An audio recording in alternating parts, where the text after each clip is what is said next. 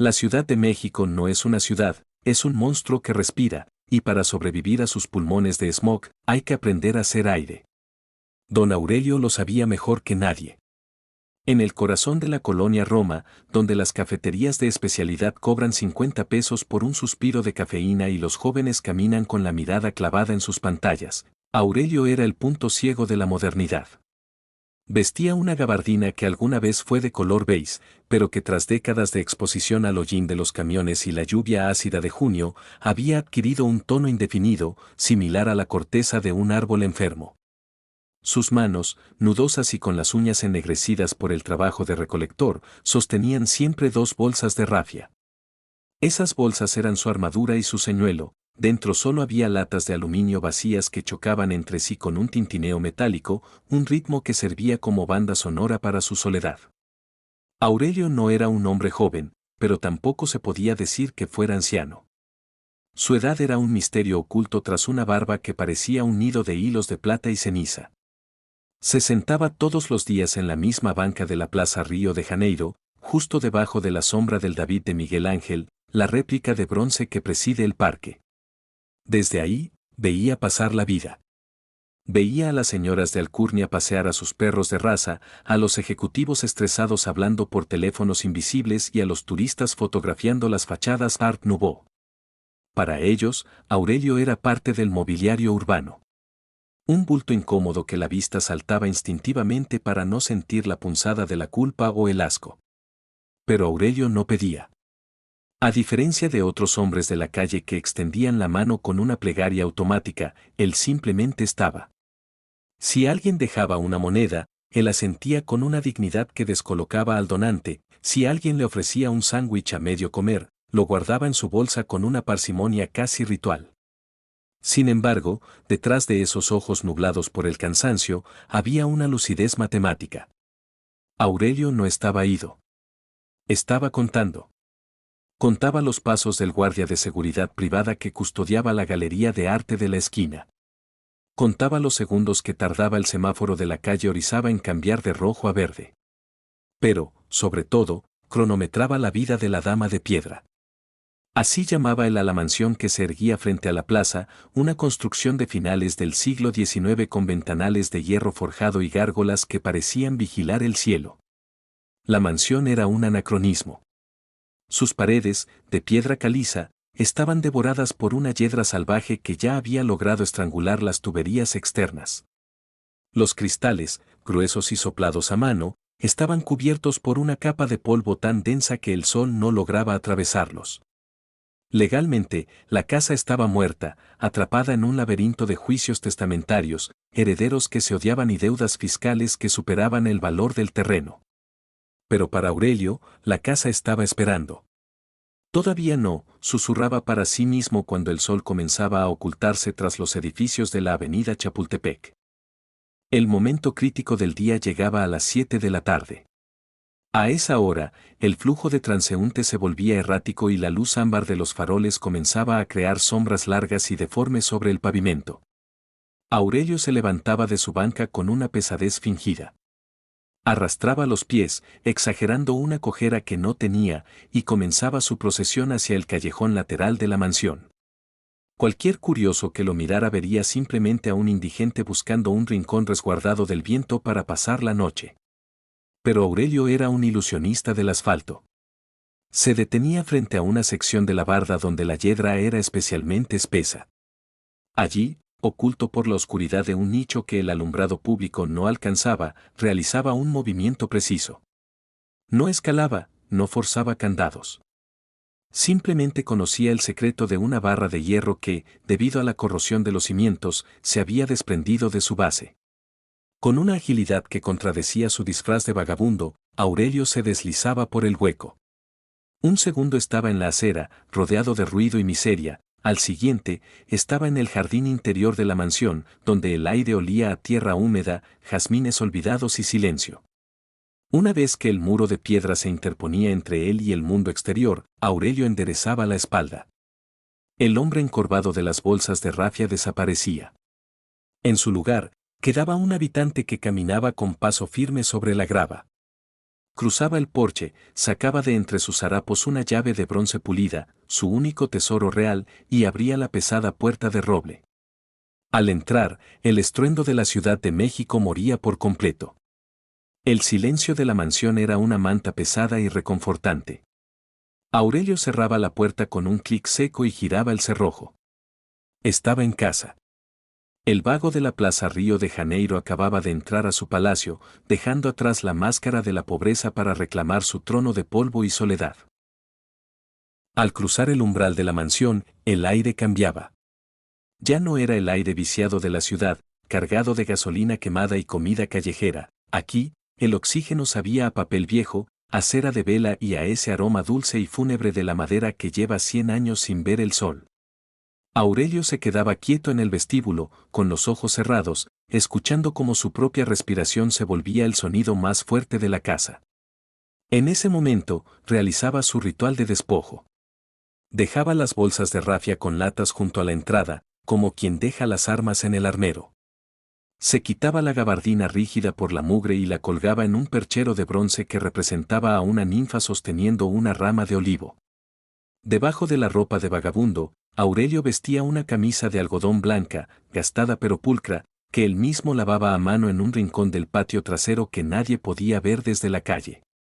La mansión, que desde afuera parecía una ruina devorada por la hiedra, era por dentro un museo detenido en el tiempo. Aurelio comenzó a caminar por el pasillo principal. Sus pasos, ahora firmes y sin la cojera fingida de la calle, resonaban sobre el mármol de Carrara. A pesar de la oscuridad, se movía con la confianza de un ciego en su propia alcoba. Conocía cada tabla del piso que crujía y cada esquina donde el yeso del techo amenazaba con desprenderse. Llegó a la gran escalera de caracol. Las alfombras rojas de seda persa, aunque cubiertas de una fina pátina de polvo gris, aún conservaban la suavidad bajo sus pies descalzos. Para Aurelio, la higiene era una cuestión de resistencia. No podía permitirse ensuciar su santuario. Por eso, antes de entrar a las habitaciones principales, se dirigía a la antigua cocina de servicio. Allí, un viejo sistema de recolección de agua de lluvia que él mismo había reparado alimentaba una tina de porcelana. Se lavaba con un jabón neutro que compraba con las pocas monedas que no gastaba en comida, eliminando de su piel la costra de la ciudad antes de permitirse ser el dueño de la casa. El corazón de su existencia no estaba en el dormitorio principal ni en el comedor de gala para 20 personas. Estaba en la biblioteca. La biblioteca era una estancia circular, con paredes recubiertas de estanterías de caoba que llegaban hasta el techo. Miles de libros de lomo de cuero permanecían allí, guardando el conocimiento de una familia que se había extinguido entre pleitos legales y tragedias financieras. Aurelio encendió una pequeña lámpara de aceite, eléctrica no, porque los cables estaban muertos y una luz moderna llamaría la atención de los vecinos. La llama bailó en sus ojos, devolviéndoles un brillo que nunca mostraba en la Plaza Río de Janeiro. Se sentó en un sillón orejero de terciopelo verde esmeralda. En una mesita lateral, tenía su cena, un poco de queso, una barra de pan duro que había ablandado con vapor y una copa de cristal cortado llena de agua. Era una cena de mendigo servida con la etiqueta de un príncipe. «Buenas noches, familia», murmuró al aire. Aurelio no estaba loco, pero el aislamiento lo había vuelto un conversador de sombras. Durante años, se había dedicado a reconstruir la historia de los antiguos dueños a través de los documentos que encontró en un escritorio bajo llave. Sabía que la casa perteneció a los de la Vega, una dinastía que perdió todo en la crisis de los 90. Sabía que el último heredero murió solo en París, maldiciendo estas paredes. Aurelio se sentía el albacea de esa tragedia. Él no ocupaba la casa, él la cuidaba. Pasaba las horas leyendo. Había devorado tratados de filosofía, clásicos griegos y novelas de caballería. En la calle, era el hombre que no sabía leer el letrero del metro, aquí, era un erudito que podía recitar a Rimbaud de memoria. Esa era su mayor victoria contra la sociedad, haberles robado el derecho a definirlo. Mientras el mundo lo compadecía por no tener nada, él poseía una de las colecciones bibliográficas más raras de la Ciudad de México. Sin embargo, esa noche el silencio fue interrumpido por algo nuevo. Un sonido que no pertenecía al crujido natural de la madera vieja. Fue un golpe metálico en la parte trasera, cerca de las caballerizas. Aurelio se puso tenso. Apagó la lámpara de un soplo, sumergiendo la biblioteca en una negrura absoluta. Se movió hacia la ventana que daba al jardín interior. Apartó apenas 1 centímetro la pesada cortina de brocado. Afuera, en el callejón, vio el destello de una linterna moderna, de esas de luz LED blanca y violenta que cortan la oscuridad como un bisturí. Escuchó voces. Voces de hombres que no susurraban. El terreno llega hasta la esquina, ingeniero. Si tiramos todo esto, salen al menos 20 departamentos de lujo y un roof garden. La estructura ya no sirve, es mejor demoler desde los cimientos. Aurelio sintió un frío que no tenía que ver con la temperatura de la noche. No eran ladrones, no era la policía. Eran los dueños del futuro. El juicio de 30 años había terminado, o alguien había pagado lo suficiente para que los papeles aparecieran. La mansión, su burbuja de tiempo, su refugio de mármol, acababa de ser sentenciada a muerte. Se quedó allí, de pie en la oscuridad, rodeado de sus miles de amigos de papel, mientras los hombres de afuera marcaban con pintura roja la pared exterior. Por primera vez en décadas, el miedo a la intemperie volvió a morderle las entrañas.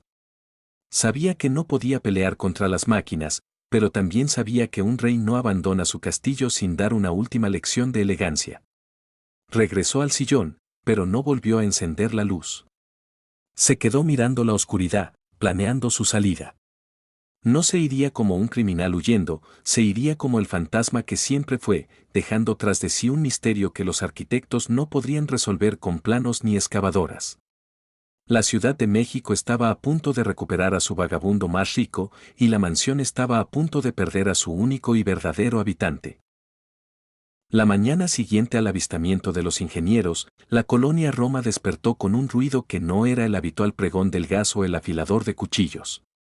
Era el sonido de la sentencia, el rugido de un motor diésel estacionado frente a la entrada principal de la Dama de Piedra. Aurelio, desde su observatorio en la planta alta, vio cómo descargaban rollos de malla ciclónica y tablones de madera para tapiar la fachada. El asedio había comenzado. Aurelio sabía que le quedaban, a lo mucho, 48 horas. Los demoledores suelen ser rápidos cuando el dinero de las preventas de departamentos está en juego. Sin embargo, no sintió pánico. En su lugar, sintió una extraña y gélida paz. Se bañó con parsimonia por última vez en la tina de porcelana, usando el último rastro de su jabón fino. Se afeitó con una navaja de barbero que perteneció al patriarca de los de la Vega, dejando su rostro limpio, revelando unas facciones aristocráticas y una mandíbula firme que la barba de vagabundo había ocultado por años. Ese día no salió a la Plaza Río de Janeiro. Se quedó dentro, trabajando. Su primera tarea fue la biblioteca. No podía salvar los libros, pero no permitiría que terminaran en un tianguis de viejo o, peor aún, en la basura. Con una paciencia de monje medieval, comenzó a seleccionar los volúmenes más antiguos. Los envolvió en telas de lino que sacó de los armarios y los colocó en las cajas fuertes de la pared, cuyas combinaciones había descifrado hacía años. No los escondía para él, sino para el tiempo. Cerró las pesadas puertas de acero y giró los diales.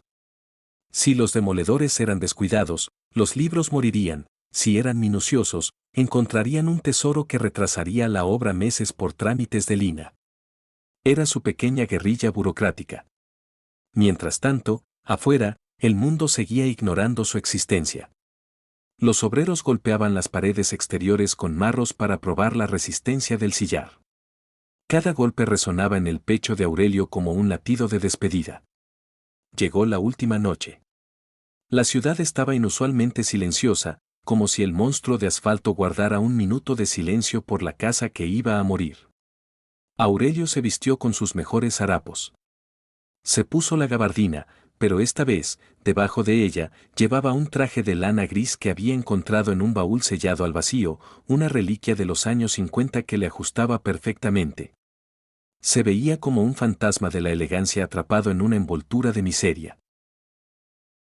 Hizo algo que nunca se había atrevido a hacer, subió al salón de baile, un espacio inmenso con espejos franceses que cubrían las paredes de piso a techo. La luz de la luna entraba por el tragaluz de cristal, bañando el polvo suspendido en el aire y dándole una apariencia de polvo de estrellas.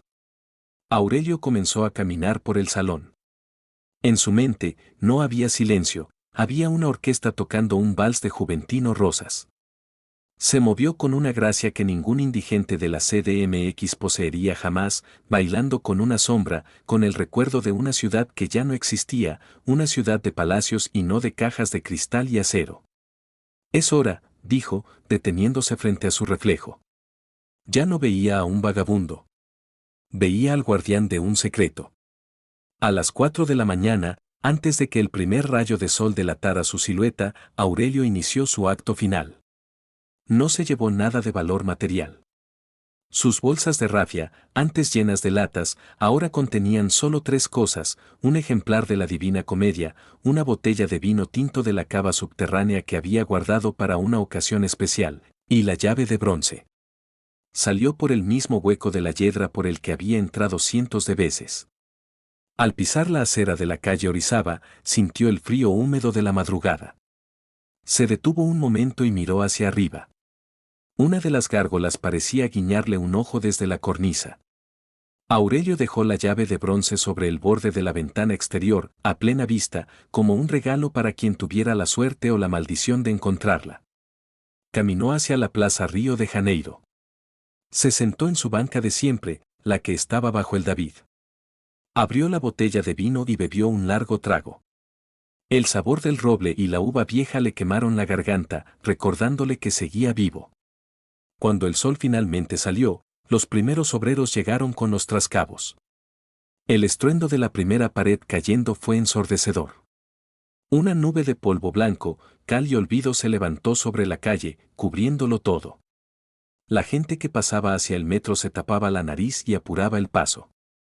Nadie notó al hombre de la gabardina que, sentado en la banca, derramaba una última gota de vino sobre la tierra de la plaza. «Adiós, dama de piedra», susurró. Un joven hipster, con sus audífonos puestos y un café de sirena en la mano, pasó junto a él y, movido por un impulso de lástima momentánea, dejó un billete de 100 pesos en el regazo de Aurelio. Aurelio miró el billete, luego miró al joven, y por primera vez en su vida pública, sonrió. Fue una sonrisa llena de dientes blancos, una sonrisa de poder absoluto que aterrorizó al muchacho, quien se alejó casi corriendo. Aurelio se levantó. Ya no arrastraba los pies. Ya no cojeaba. Caminó hacia la avenida Insurgentes con la espalda recta y la cabeza en alto. La mansión era ahora solo un recuerdo de escombros, pero él seguía siendo el dueño de su propia historia. Cruzó la calle y se perdió entre la multitud de la mañana, fundiéndose con los millones de rostros de la Ciudad de México. Cuentan que meses después, cuando el nuevo edificio de lujo fue inaugurado, los residentes empezaron a quejarse de ruidos extraños. Decían que en las noches de luna se escuchaba el pasar de páginas de libros y el aroma de un vino añejo flotaba en los pasillos, a pesar de que el aire acondicionado estaba encendido. Y en algún lugar de Coyoacán, frente a otra casa abandonada, un hombre con una gabardina color mugre y mirada de rey esperaba pacientemente a que el mundo volviera a mirar hacia otro lado. Aurelio no era un vagabundo que vivía en una mansión, era un hombre libre que usaba la ciudad como su guardarropa. Y mientras hubiera una casa vacía y un libro olvidado, Aurelio nunca estaría sin hogar.